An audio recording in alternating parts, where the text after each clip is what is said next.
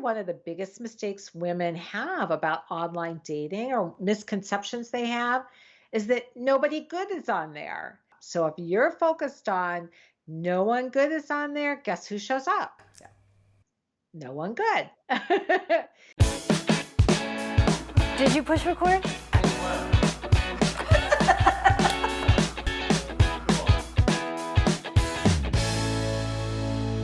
Thanks so much for tuning in to Second Act TV. Today I'm so happy to welcome back dating expert and the best-selling author of The Winning Dating Formula for Women Over 50, Lisa Copeland. Lisa, thank you so much for joining me again.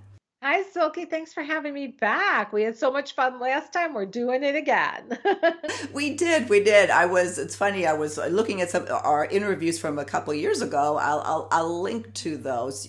Our audience loved you, and a lot of it's in fact based on the comments. A lot of the men said that, wow, Lisa really gets it. She understands us, and I think that's one thing that you really bring to the table for our conversation today, and that is a lot of things have changed in the last 2 years. You know, one thing that hasn't changed is women are extremely frustrated with the dating process. You hear that more and more. I hear it more and more now that I've been doing the show a lot longer. So the last thing we want to do is when we do meet someone, make mistakes that prevent us from finding long, everlasting love. Talk to me about that. Well, I will say that a lot of women are finding love now since we're sitting in the middle of a pandemic. A lot of my clients are finding love and they're doing it safely online. And probably one of the biggest mistakes women have about online dating or misconceptions they have is that nobody good is on there. And I have this philosophy that what you focus on is who's going to show up. So if you're focused on no one good is on there, guess who shows up? No one good. So I think the hardest part is navigating the online dating sites, and there are apps now too. And I think navigating both of these and not being too overwhelmed by the bazillion people on there, plus having a fear who is going to like me over 50. And I will tell you, so my clients that I said are finding love, these are men that are within a year or two of them. They're not like men that are 12 years older, 15 years older. They're men close to their age. So online, getting the mindset that online dating is a great place to find a mate right now would be really good, especially because we're not able to meet men in real life right now. Yeah. So you could do it very safely. You want to start with like what you and I are doing, Silky. We're video chatting, and it's really a cool time. You get to know someone, and the chemistry doesn't take over. Mm-hmm.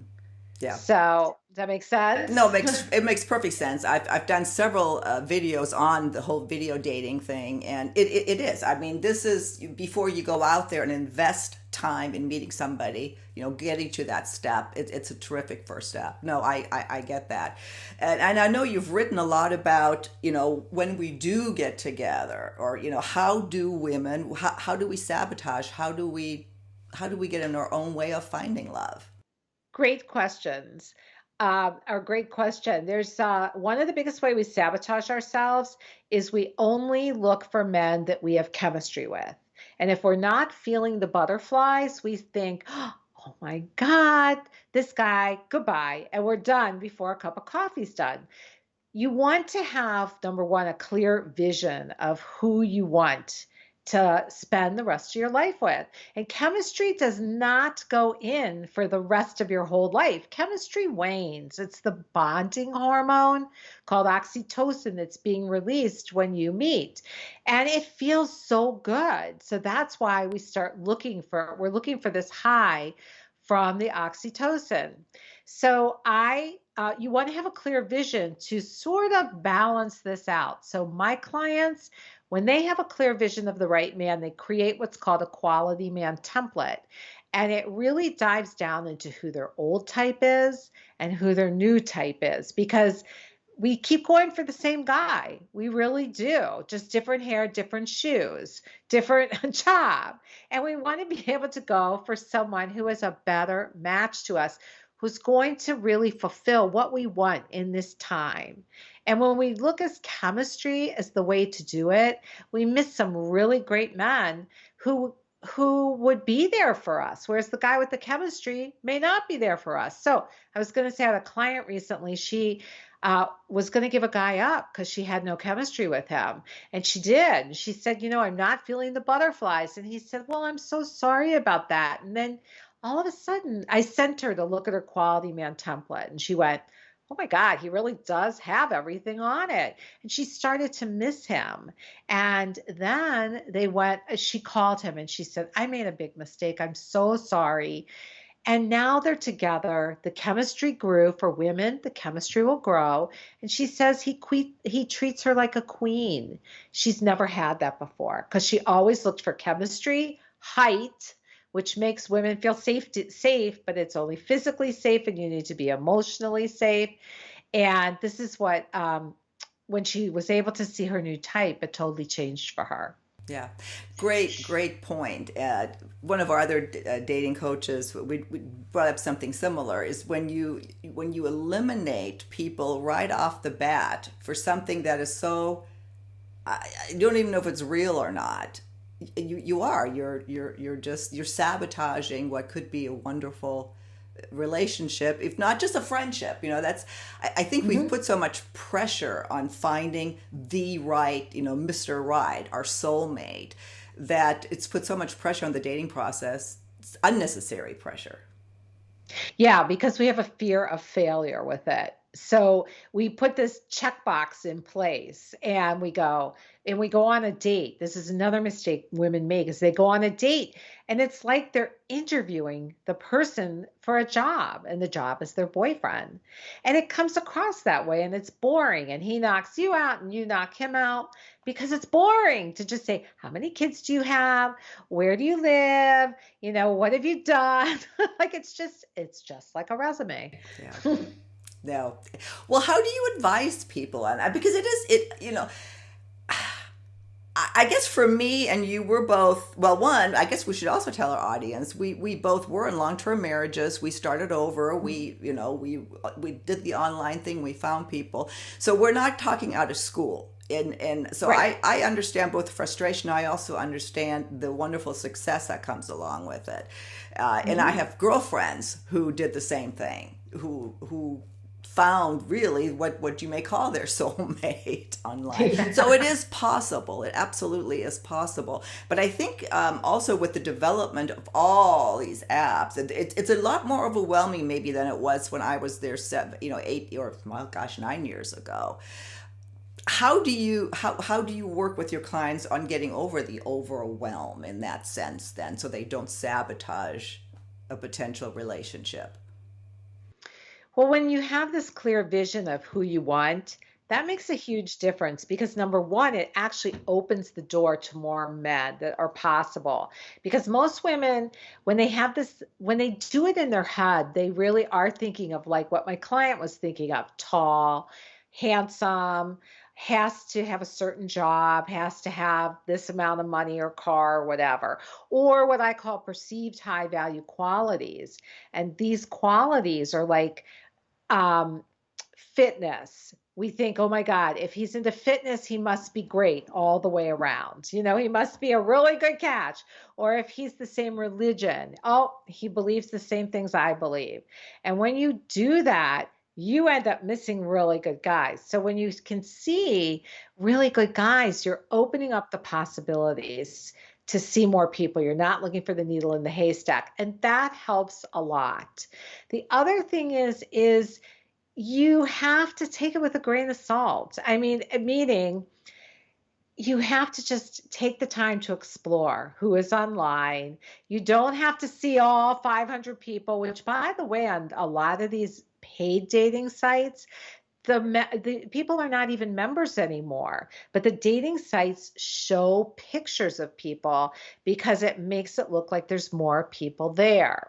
And that gets frustrating for women because they think they see their type in this guy who's not even on the site anymore. He hasn't checked into the site in 365 days, but his picture keeps coming up as a match for her. You bring up a really good point that unless you've already been dating, you know this. On yes, the sites do that to make it appear there's more, and or they may be on there, but if you're not paying, you can't communicate. So it appears as though maybe Right. they're not responding to you. So you're getting frustrated about something that's not happening.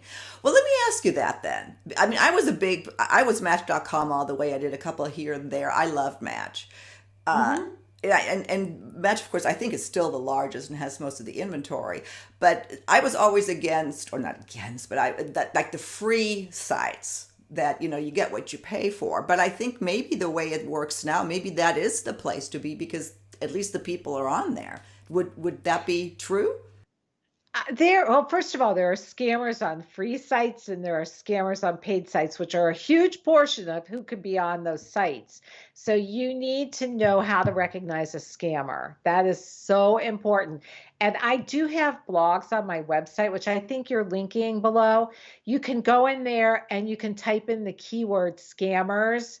And that is one of the most important things to do, with scamming. They're on both sites because some people will say, oh my God, everybody on the free sites are scammers.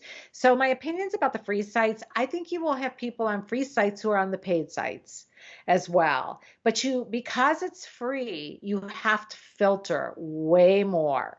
And you have to really know who you want because you'll get notices from guys that stand out there with the no shirt on and the bathroom selfie. And one of the things, if guys do listen to this, I will tell them, I would love to tell you that women are not impressed by those shirtless pictures. I know that you want to show them what's so wonderful about you, but they want to get to know you first before they see you without your shirt on, and they really get turned off.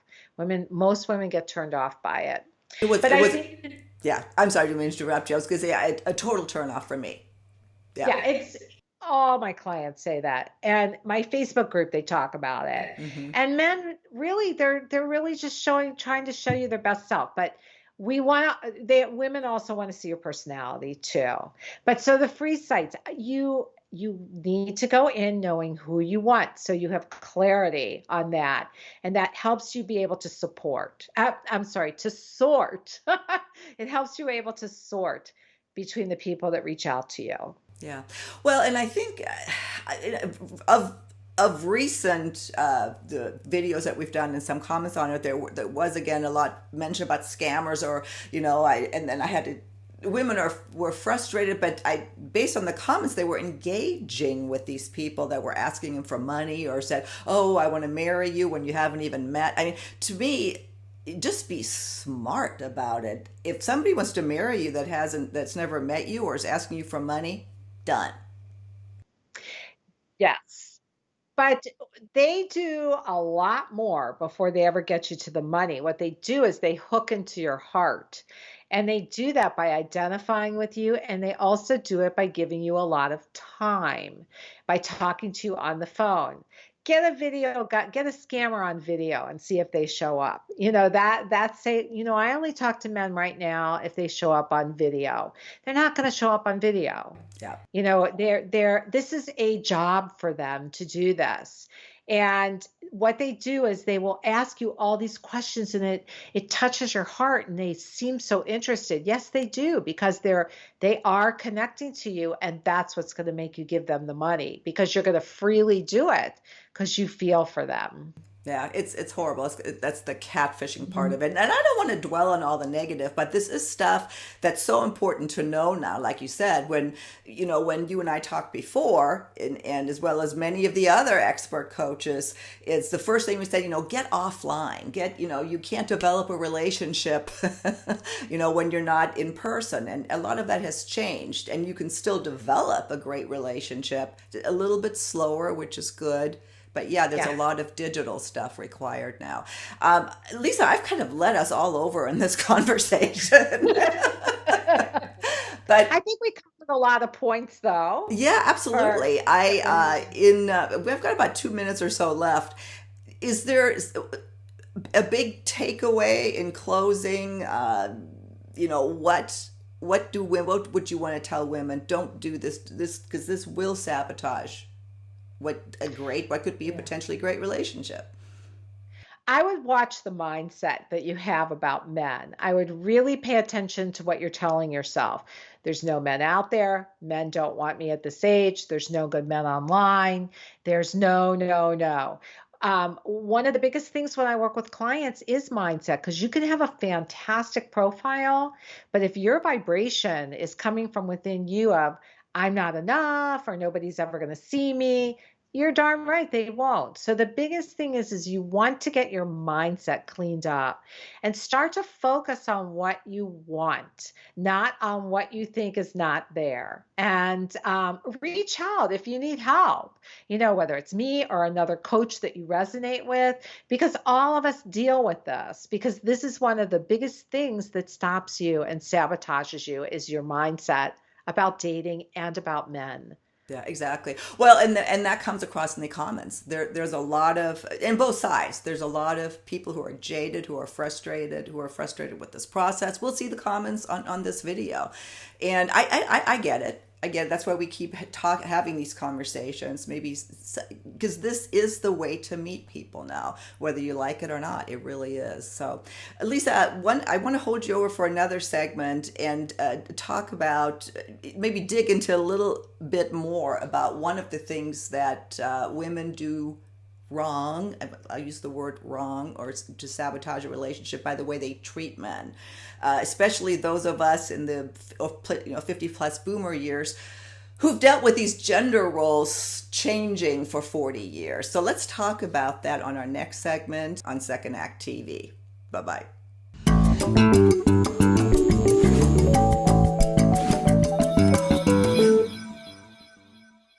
If there's a topic that you'd like to have us cover, please visit our website, secondact.tv. We have a little suggestion box on the upper right-hand corner of our site. Just click on that, send us an email. We'd love to hear from you. See you next time.